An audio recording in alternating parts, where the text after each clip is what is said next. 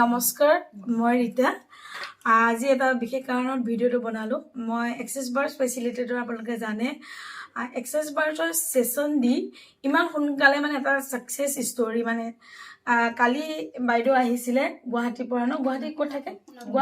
সোণাপুৰৰ পৰা আহিছিলে এক্সেছ বাৰ্ছৰ এটা সেশন লৈছিলে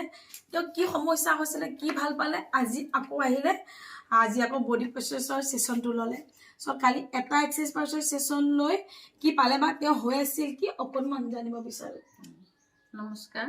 মোৰ নাম পল্লৱী ডেকা মই সোণাপুৰৰ পৰা আহিছোঁ এই বাইদেউগৰাকীক মই ফেচবুকৰ দ্বাৰাই মোৰ ভতিজা ৰেখা বৰা তাই ক'লে এই বাইদেউগৰাকীৰ কথা কালি মই আহিলোঁ আহি পেলাই মোৰ টোপনি নাহে মানে বহুত দিন হ'ল প্ৰায় একমাহমান হ'ল মোৰ টোপনি অহা নাছিল কালি ইয়াত যিটো সেশন ললোঁ মই সেই লৈ যাই পেলাই কালি মোৰ কমেও 1.5 ঘণ্টা 2 ঘণ্টা হ'লেও মোৰ টোপনি আহিছে খুব ভাল লাগি পেলাই আকৌ মই আজি আহাৰ কথাটো চিন্তা কৰিলোঁ কালি যিটো উপকাৰ পালোঁ বিষকোপ আছিল থাকাত নোহোৱাও নহয় এইটো গাটো বহুত ভাল পালোঁ কালি কৰাতেও আৰু আজি আহিলোঁ আজি আহি আকৌ মানে কি বডি প্ৰচেছন কৰিলোঁ বডি প্ৰচেছৰ সেশন এটা ললোঁ লৈ পেলাই মানে পাতল লাগিছে এতিয়া দেহাটো খুব ভাল পালোঁ মই এনেকে টোপনিও আহিল দি থাকোঁতে এনেকে বহুত ভাল লাগিলে আৰু আহি আচাৰ ব্যৱহাৰো ভাল লাগিল এনেকে যাতে আগুৱাই যাব পাৰে আৰু কাৰোবাৰ যদি এনেকে আহিব পাৰে বহুত ভাল যায় বহুত মৰম লগা মানুহক বহুত মৰম দিব পাৰে কিন্তু সেইটোৱে মানুহক মৰম দিলেহে এজনে আনজনক মৰম দিলেহে আৰু আনজনেও এজনক মৰম দিব পাৰে আসলে ভিডিও আপুনিহে চাইছিলে মানে আপুনি কি ভাবিলে তেখেতক ইয়ালৈ আনিব লাগে বুলি তাৰমানে খুৰীদেউ কৈ আছে মোৰ গাটো বহুত বেয়া তাৰপিছত মই আৰু আমাৰ মামীৰো আছিলে তাৰমানে টোপনি নাহে ৰাতি তাৰপিছত ক'লো টোপনি আহিব আপুনি সেশনটো লওক আৰু এনেকুৱা তাৰমানে ভিডিঅ' দেখা পাই থাকোঁ ইউটিউবতে হওক বা ফেচবুকতে হওক এনেকুৱা দেখা পাই থাকোঁ আৰু যিজনী মানুহ বিষ আছিল আপোনালোকে কৈছে আপুনি গাড়ীত খাৰা হয়